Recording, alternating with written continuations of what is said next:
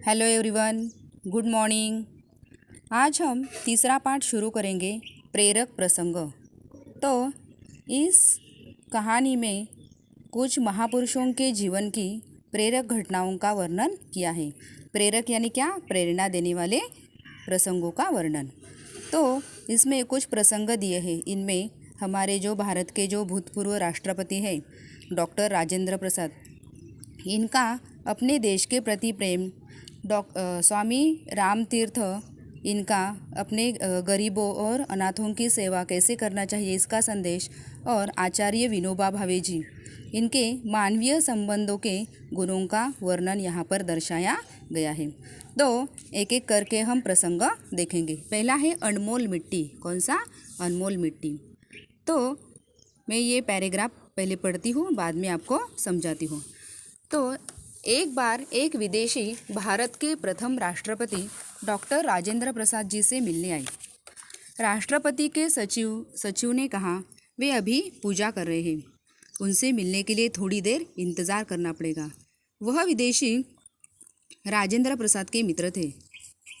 उन्हें किसी काम से दिल्ली से बाहर जाना था, इसलिए जल्दी मुलाकात कर लेना चाहते थे। उन्होंने सचिव को डॉक्टर राजेंद्र प्रसाद से पूछकर आने का अनुरोध किया। उन सज्जन का परिचय पाकर डॉक्टर राजेंद्र बाबू ने उन्हें अंदर ले आने की अनुमति दे दी। वह विदेशी महानुभाव उनके पूजा कक्ष में ही पहुँचे। उन्होंने देखा कि राजेंद्र बाबू ने पूजा के उपकरणों में मिट्टी की एक डली रखी है, जिसके चारों ओर कलावा लिपटा हुआ है। उन्हें इसका प्रयोजन समझ में न आया। आखिर बड़े संकोच के साथ उन्होंने डॉक्टर राजेंद्र प्रसाद से कहा, आप तो शिक्षित हैं और इतने ऊंचे पद पर आसीन हैं, फिर इस नाचीज मिट्टी को यहाँ अपने सामने क्यों रखते हो? उन्होंने सवाल उठाया कि आखिर इसका मोल क्या है, इसका यहाँ क्या काम? राजेंद्र बाबू गंभीर मुद्रा में बोले, यह मिट्टी मेरे भारत की है, ईश्वर की नियामत है। आप इससे कितनी ही चीज़ें बना लेते हैं, लेकिन मिट्टी को आप बना नहीं सकते। वह तो ईश्वर की बनाई हुई है, इसे मैंने भगवान की नियामत कहा। वह विदेशी चीज़ें नाचीज समझ रहा था। वह कितनी अनमोल थी, अब उसे पता चला। उसका सिर शर्म से झुक गया। उसका मन राजेंद्र बाबू की महानता और प्रशंसा से भर उठा। तो देखिए, एक बार क्या हुआ कि हमारे जो राष्ट्रपति जी हैं, उनसे मिलने के लिए एक विदेशी आया था। तो अगर हम किसी बड़े व्यक्ति से, है ना, जैसे कि राष्ट्रपति जी से मिलने के लिए गए, तो हमें डायरेक्ट उनसे मुलाकात होती है क्या? नहीं। तो वैसे ही जब वह विदेशी राजेंद्र प्रसाद जी से मिलने के लिए आया, तो सबसे पहले जो सचिव थे, उनके राष्ट्रपति जी के जो सचिव थे, उन्होंने क्या कहा कि वे अभी क्या कर रहे हैं? पूजा कर रहे हैं। तो आपको क्या करना पड़ेगा? उनसे मिलने के लिए थोड़ी देर इंतज़ार करना पड़ेगा। वह विदेशी कौन था? डॉक्टर राजेंद्र प्रसाद जी के वह मित्र थे, है ना। जो विदेशी राजेंद्र प्रसाद जी से मिलने के लिए आए थे, वह कौन था? वह उनका मित्र था। उन्हें किसी काम से दिल्ली से बाहर जाना था।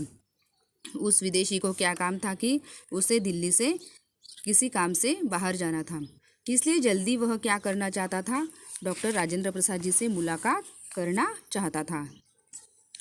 तो उन्होंने सचिव को डॉक्टर राजेंद्र प्रसाद से पूछकर आने का अनुरोध किया, है ना।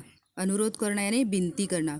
वह विदेशी जो था, यानी जो डॉक्टर राजेंद्र प्रसाद जी का जो मित्र था,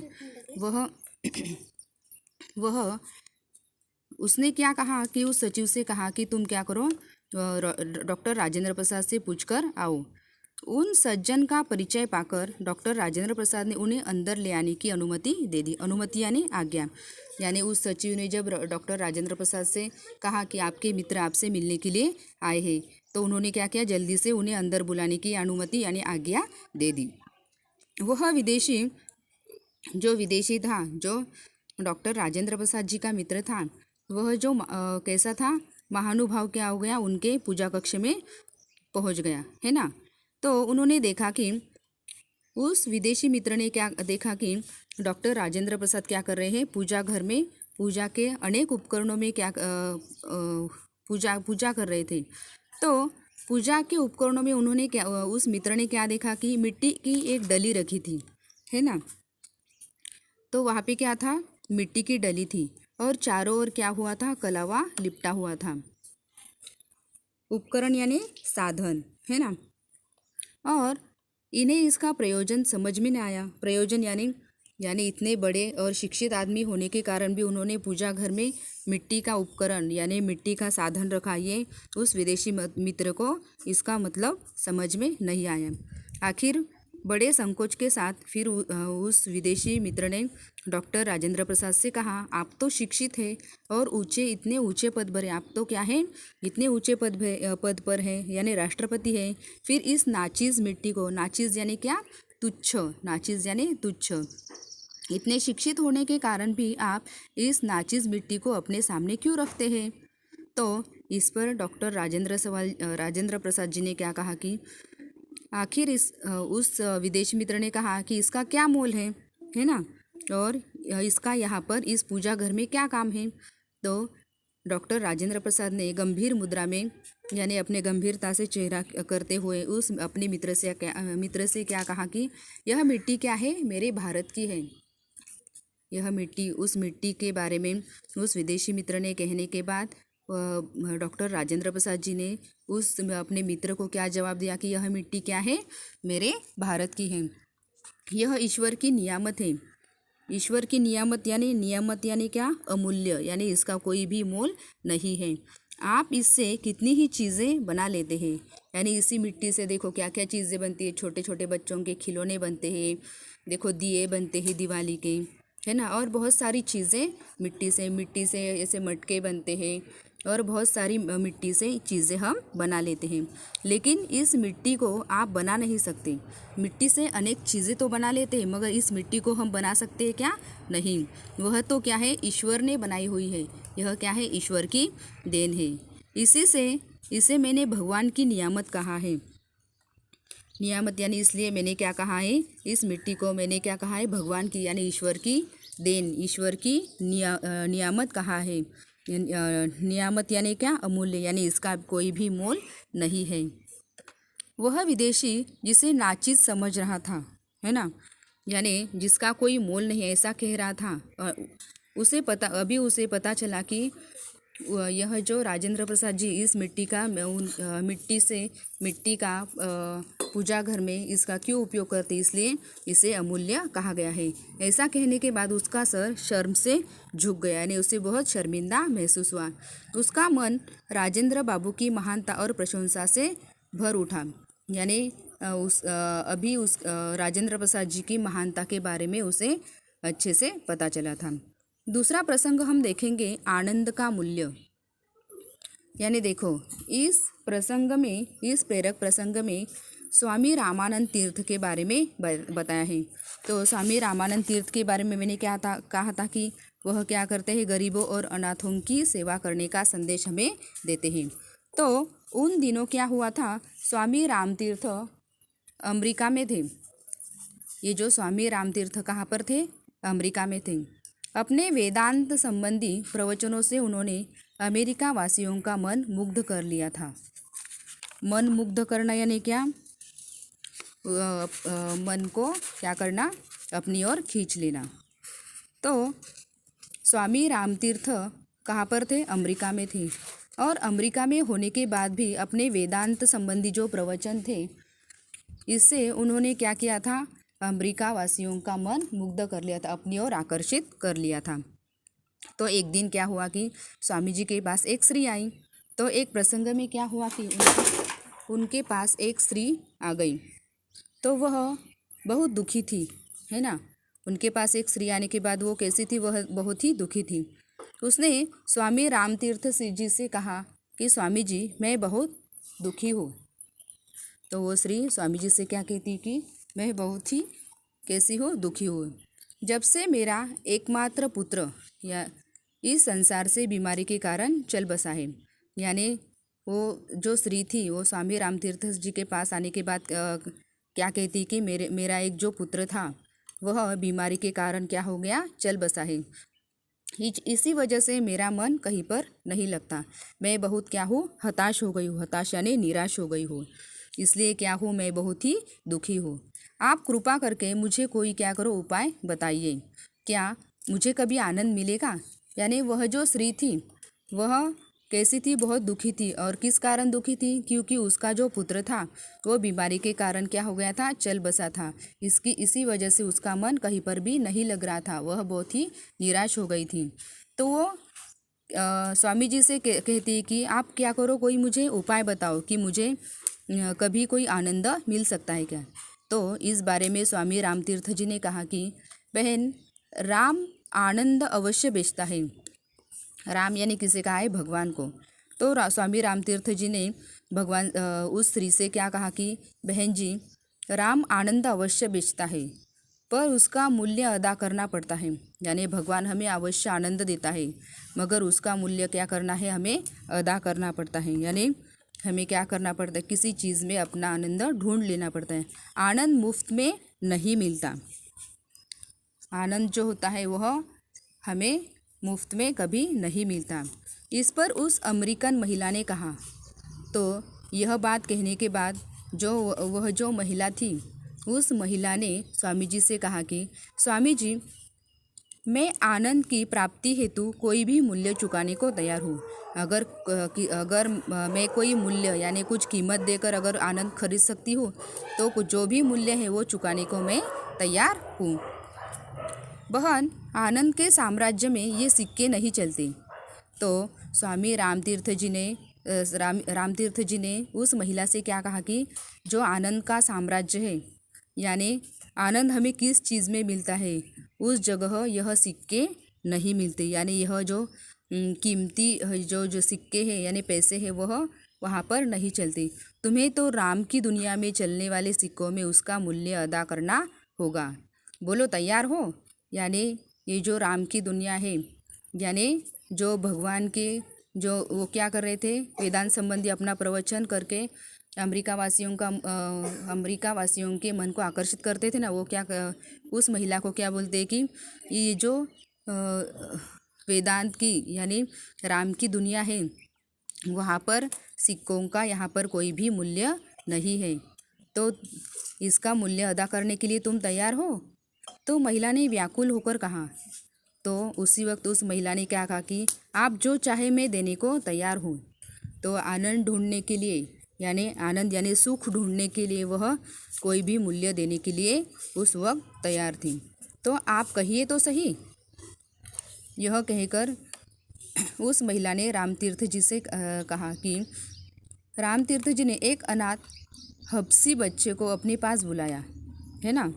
तो उसी वक्त क्या किया कि स्वामी रामतीर्थ ने एक जो अनाथ बच्चा था उस बच्चे को अपने पास बुलाया और उस महिला को सौंपते हुए कहा, अच्छा, यह लो अपना पुत्र, इस अनाथ बच्चे को अपना बच्चा समझकर पालना।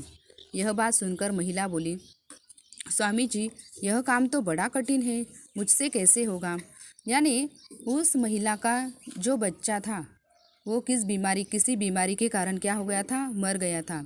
तो उसी वजह से वह क्या थी, बहुत ही दुखी थी, बहुत ही हताश थी। तो आनंद ढूंढने के लिए, सुख ढूंढने के लिए वो स्वामी रामतीर्थ के पास आई थी। तो उसी वक्त रामतीर्थ जी ने कहा कि एक जो अनाथ बच्चा था उस बच्चे को उस महिला को सौंपा और सौंपने के बाद क्या बोले कि इस बच्चे को तुम क्या करो, अपना बच्चा समझकर पालो। तो यह बात सुनकर महिला क्या बोली कि यह तो क्या है, बहुत ही कठिन कार्य है, यह मुझसे कैसे होगा। तो स्वामी रामतीर्थ जी ने कहा कि तो फिर तुम्हें सच्चा आनंद मिलना भी कठिन है। यानी जो चीज़ हमें क्या हो जी है हमारे पास, उसी में क्या करना चाहिए, हमें आनंद उसमें, सुख उसमें ढूंढना चाहिए। तो वो जो महिला थी उस महिला ने क्या कहा कि तुम क्या करो, इस बच्चे को अपना बच्चा समझकर पालो। तो वो स्त्री क्या कहती कि यह बहुत ही कठिन है, यह मुझसे कैसे होगा। तो स्वामी रामतीर्थ जी कहते हैं कि तुम्हें सच्चा आनंद मिलना क्या है, बहुत ही कठिन है। तो अंत में महिला ने बच्चा स्वीकार कर लिया। ऐसी बात कहने के बाद उस महिला ने क्या किया, उस जो हबसी बच्चा था उसको क्या कर लिया, स्वीकार कर लिया। और उसका पुत्रवत पालन पोषण करने लगी। यानी उसका अपना बच्चा समझकर क्या उसका पालन पोषण करने लगी। थोड़े दिनों बाद वह वापस राम तीर्थ के पास आई और उस बच्चे को अपना समझकर वह पालने लगी। और थोड़े दिनों के बाद वो क्या हो गई, राम तीर्थ जी के पास आकर बोली, स्वामी जी अब मैं वास्तव में सुखी हूँ। वो उस हबसी बच्चे को या अनाथ बच्चे को वो क्या कर रही थी, अपना बच्चा समझकर उसका पालन पोषण कर रही थी। तो और थोड़ी दिनों के बाद वो क्या हो गई, स्वामी राम तीर्थ के पास आई। और आने के बाद उसने क्या कहा कि सच में यानी वास्तव में क्या हूँ, मैं सुखी हूँ, आनंद की अनुभूति ले रही हूँ, यानी आनंद का अनुभव मैं अभी कर रही हूँ। निर्धन व अनाथों की सेवा में ही क्या है, सच्चा आनंद है। अगर वह जो औरत थी, वो जो महिला थी, और अपना बच्चा जाने के बाद वो जीवन भर अगर रोती रहती तो उससे आनंद मिलता क्या, नहीं। उसने उस अनाथ बच्चे का पालन पोषण करके क्या किया है, उसमें सच्चा आनंद ढूंढ लिया है। यही स्वामी राम तीर्थ जी क्या कहते हैं कि हमें क्या करना चाहिए, गरीब और अनाथों की सेवा करनी चाहिए। तीसरा प्रेरक प्रसंग है, तब देश जुड़ेगा। तो इसमें क्या कहा है कि जो आचार्य विनोबा भावे हैं, इन्होंने मानवीय संबंधों के गुणों को दर्शाया है।